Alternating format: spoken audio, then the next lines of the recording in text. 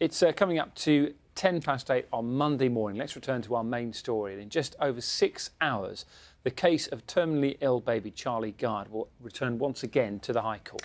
Doctors treating the 11-month-old have applied for a fresh hearing in the light of what it calls the claims of new evidence from Italy and the US. Right now, we can talk to Charlie's mum, Connie Yates, who's in a radio car outside Great Ormond Street Hospital. Thank you so much for joining us. Just tell us, first of all, what are your hopes will happen today? Well, I hope that well, hello, first of all, sorry. I hope that the judge will take into account the new evidence. He previously said that this is futile and has, as close to zero as makes no difference % chance working for Charlie. So now that chance has sort of been put up to 10%. We now have 7 doctors supporting us from all over the world. We've got 2 from America, 2 from Italy, 1 from England and 2 from Spain. They're all experts in Charlie's particular condition, so mitochondrial depletion syndrome. So I just hope that they realise that this does have a chance. I've always known it has a chance, but now that chance is slightly higher. I hope that my son gets that chance. And Connie, this is, of course, not the first time that you've been to court. You've fought so hard on behalf of Charlie. Just tell us what it's been like for you. What have been the toughest moments? It's absolutely living hell, to be honest. I sit there and I couldn't watch him in pain or suffer, and I promise you that I wouldn't. And there's a lot of people that said, oh, I couldn't let your son go and things like that, but I couldn't watch him suffering either. So I think parents know when their children are ready to go and when they've given up, and Charlie's still fighting there, So, yeah, it's horrible that this decision's been taken out of our hands. It's not just about us knowing best, it's about having other hospitals and other doctors saying, we want to treat and we think it's the best thing to do to treat Charlie. I've been trying to get this medication since November, so we're now in July.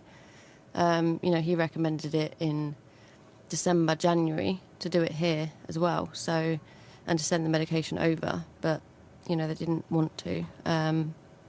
But we're not slating Great Ormond Street Hospital. They do amazing things there, but the children in there, they're all on treatment, and our son's not on treatment, so he deserves that chance too.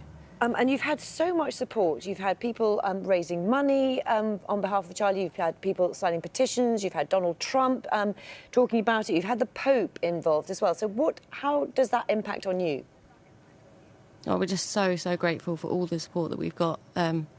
It's astounding, how much money we've raised to be able, to allow Charlie to have this treatment, and every single person that signed the petition and everyone that follows us, and, there's lots of, vigils and protests and things like that going on, and, there's people outside court and stuff, and, they're all just... There's people that are so touched by this story that, someone even said to me that, I love I never even met your son, but I love him so much that it shows me that I can adopt and I can love another child that's not biologically mine, I don't know, just people just got so much love for Charlie and us, and they support us and what we're doing, and the scary thing is that this could happen to anyone. We're just 2 normal, everyday people, and parents do know their children best sometimes. They do make, the right decisions. There's the story in Aisha King, who the parents wanted to take their son away to Prague to get treatment that wasn't available in NHS. NHS doctors didn't think it was the best thing for him, and they ended up getting arrested.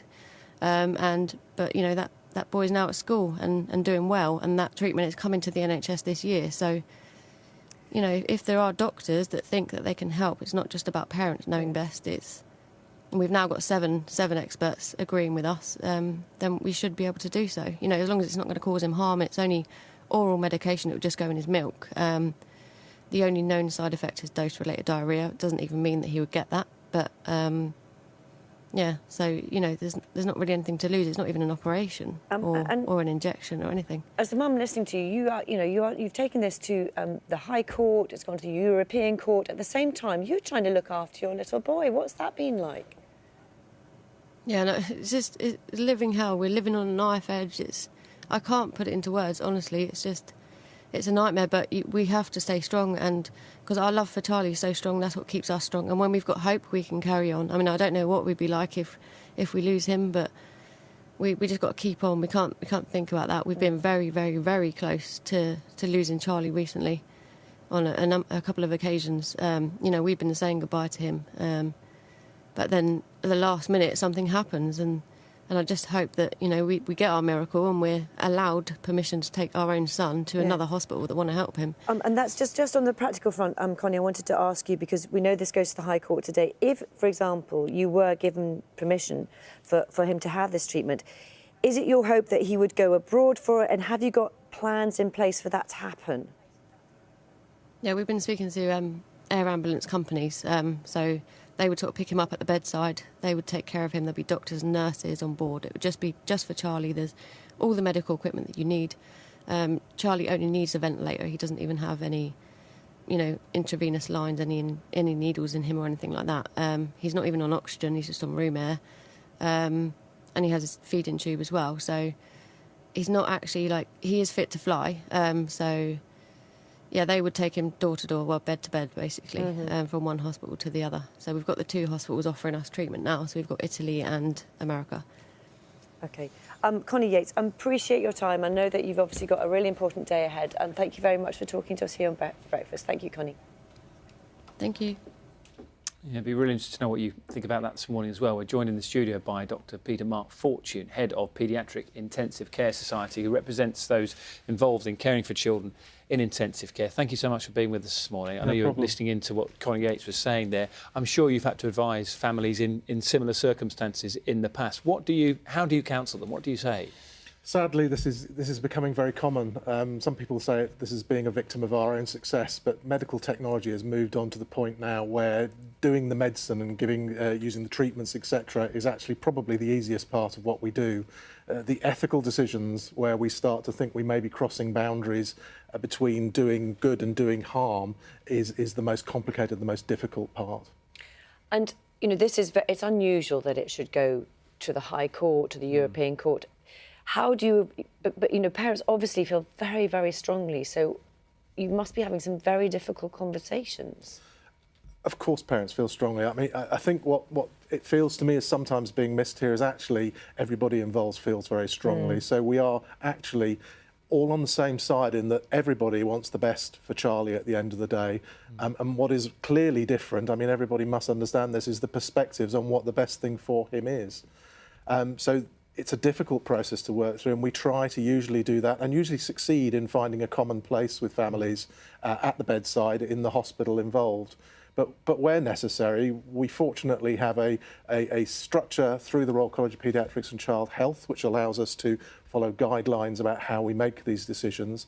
And then we have the judiciary, if it really comes to that point, who take an objective external overview of all of the evidence and try and draw the best evidence out for the right thing to do. You mentioned those advances in medicine, and that, you know, that's part of the reason why we get to cases like this. Do you think we're almost at a stage where, you know, people are unwilling to accept that there's no further treatment available because medicine has moved on so far? We're definitely at that stage. We've moved a huge distance in the last 10 years, and there really is an expectation of cure on every occasion. And I only wish that was true, but sadly it isn't. OK. Yeah, Thank you. It's a story which is, I know, really, this morning I'm sure people are talking about it and giving their opinion on what it means. So thank you so much for coming in this morning and giving us your view on that. No problem. Thank you. Thank you very much.